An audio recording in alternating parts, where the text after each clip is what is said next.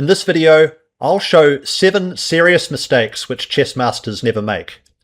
If you can cut these mistakes out of your game, then it's automatically going to improve your results. Mistake number 1 is failing to follow the opening fundamentals. Now, you've probably heard of the opening fundamentals before. Things like don't move too many pawns in the opening, develop your pieces quickly, and get castled. Well, we're going to see what happens when one side fails to follow these opening fundamentals through a game played by one of my students. My student's rated around 1400 and he's up against a 1500 rated opponent. So let's see what happened. Here my student played h4. This is moving another pawn, but white's already moved quite a few pawns and shouldn't be moving more pawns until white is better developed. I think simply knight to f3 followed by castle and kingside would have been much better.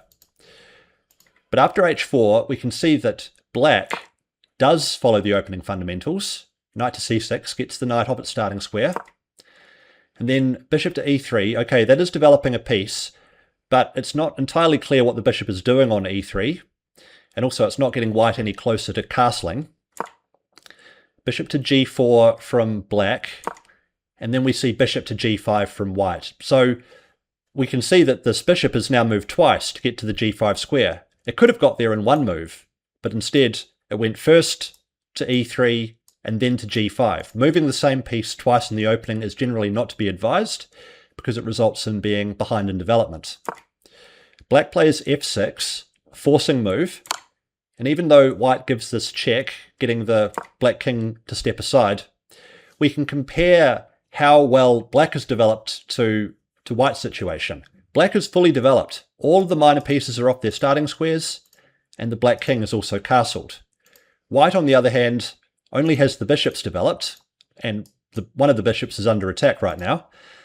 Meanwhile, the knight is still on its starting square, and white is at least 2 moves away from getting castled. So white is badly behind in development here because they moved so many pawns in the opening, and because they moved the bishop twice and now about to be for a third time. So it goes back to e3. And when you're so far behind in development like this, it's common for tactics to appear. And that's exactly what happened with the move bishop to b4. A great move from my student's opponent because this offers the dark squared bishop in exchange for the white light squared bishop. And now the queen is centralized, the rook is under attack, and white's in big trouble. My student went on to lose this game. So when you're playing the first few moves of the game, prioritize getting your pieces off their starting squares, get your king safe, don't move too many pawns in the opening, don't move the same piece twice in the opening, and learn from my student's example here so that you can get a better position out of the opening in your games. If you enjoyed that last lesson, then click subscribe for more. There's plenty more great chess content coming up in the pipeline from me. Now on to our second mistake, which is trading off a well-placed piece rather than reinforcing it. We'll illustrate this with another one of my students' games. My student's got black here and white's in check. So white played king to d1, and now my student has got a decision to make. His rook is attacked twice by the white king and the white rook, and defended just once. My student decided to trade off the rook, but this makes white's defensive task easier. That rook, which was on c2, was very powerful, and we don't want to trade it off if we can help it. A much stronger move here, therefore, would have been queen to c8, reinforcing the rook. Now this way, if white captures, then the black queen is going to show up on c2 instead, and the attack rages on. King to e1 is forced, and then the strongest move is bishop to d3, at which point white can resign. The queen is attacked, and if the queen moves away, then it's checkmate on e2. And if white tries to defend with bishop to f4, well then there can be an invasion with the queen, threatening queen to a1 check, and again, it's just hopeless for white. You can see how these sorts of decisions, back here, either capturing the rook or reinforcing the rook, don't require a lot of calculation, but they make your position either overwhelming or allow your opponent to get back into the game. So remember this one. When you have a well-placed piece and your opponent is in some king safety trouble, try and build the tension rather than release it. Mistake number 3 is stopping your calculation too early. Strong calculation skills are fundamental if you want to improve your chess. And if chess improvement is something that you're looking to pursue, then click the link in the description below. Check out the Road to 2000 Chess Mentorship Program, where you can work with me to boost your results in the game. Now we're going to illustrate this concept with another game played by another one of my students. This student is rated around 1200, and his position is very tough here. Not only is white down a pawn, but white also has a space disadvantage, and these two knights are poorly placed. But my student's opponent made a mistake here by playing rook to c8. Now this leaves the pawn on a5 undefended, and my student could have taken it. But in the game he didn't do that, and instead he played bishop to d1. I'll show you the reason that he did that, because he was worried that if he'd played knight takes a5, that black was going to play rook to c2, forking the bishop and the knight. Now I told him afterwards, it's good that you see this. It's good that you see the forcing moves that your opponent is looking to play. But you do need to push yourself that one extra move, because in this position, white can solve all the problems with this fork by playing knight to c1. So that gets the knight out of danger, while also defending the bishop. So the moral of the story is that white can take the pawn on a5 after all. I don't think you need to see an insane number of moves into the future. Just 2 moves into the future on average is usually enough to see more in the position. But don't cut off your calculation sooner than that. Mistake number 4 is placing yourself into an unnecessary pin. Now just to be clear, it's not that chess masters never put their pieces into a pinned position, but they'll always be wary of it, and they won't do it if there's a simpler option to hand. We'll illustrate this with another game played by another one of my students.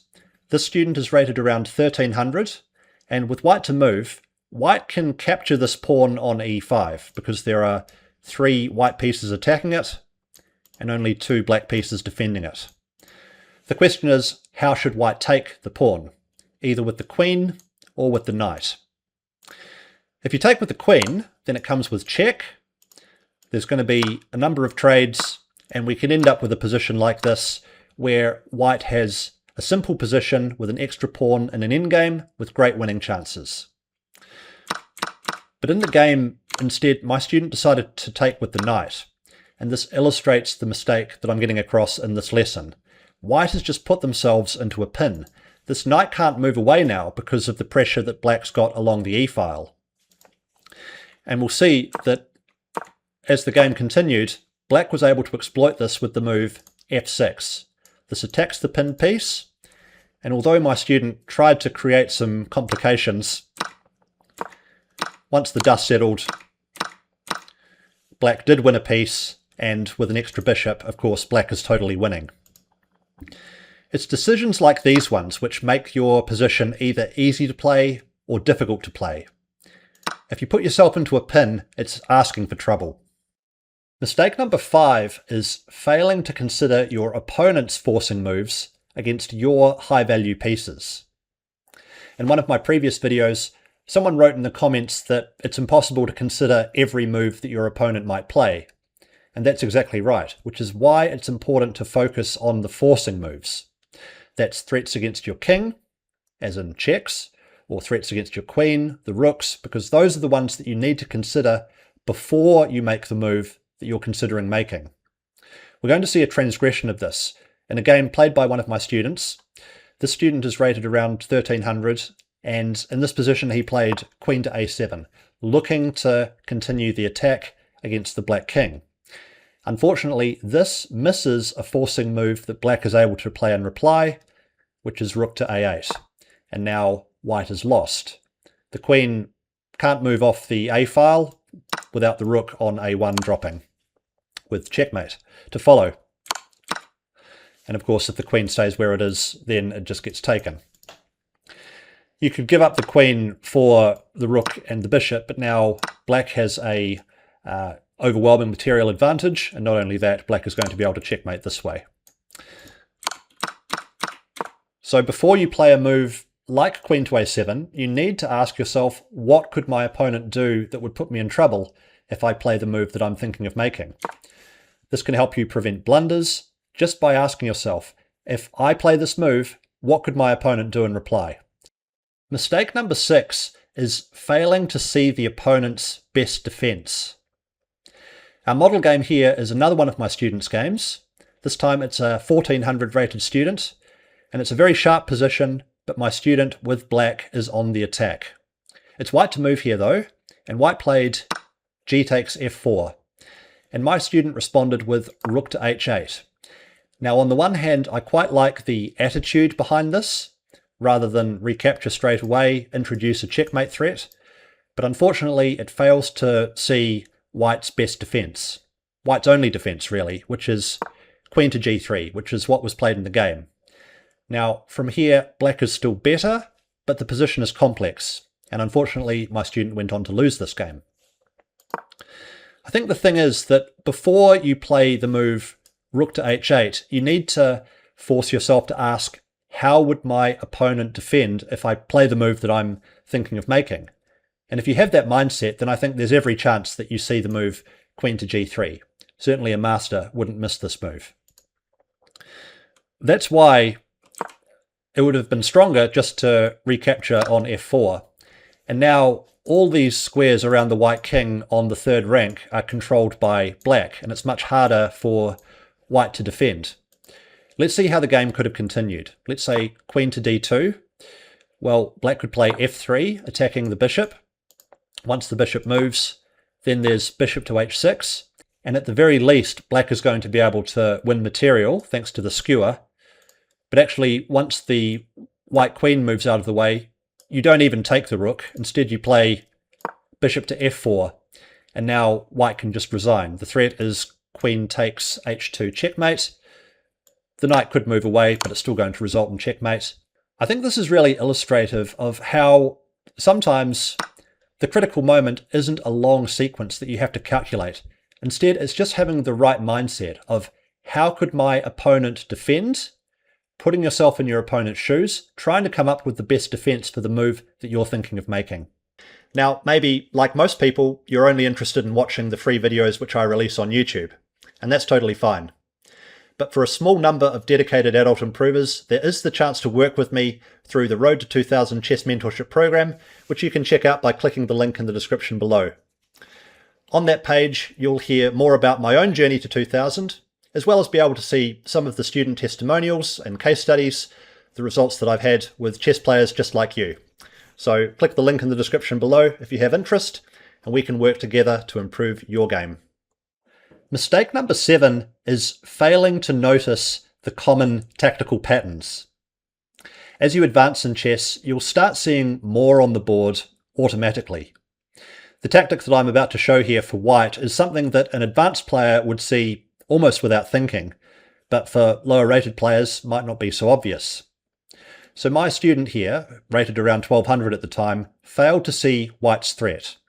My student played rook to c8, and this allowed bishop to h6. This is a pattern which you'll see over and over again in games throughout your chess playing career. The threat is queen takes g7 checkmate. The bishop can't be taken due to the pin. And really the only move here for black is to play g6, which loses the exchange. So if you haven't seen this type of pattern before, you have to learn it, either the hard way, as my student did in this game, or the easy way, which I suppose can come about by watching videos like this one. So always be thinking, what is your opponent threatening?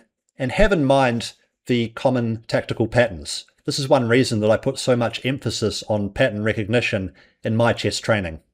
Speaking of pattern recognition, check out this video next, where I walk you through how to use Chessable to add patterns like this one into their spaced repetition system for free, so that you can train them and build them into your muscle memory.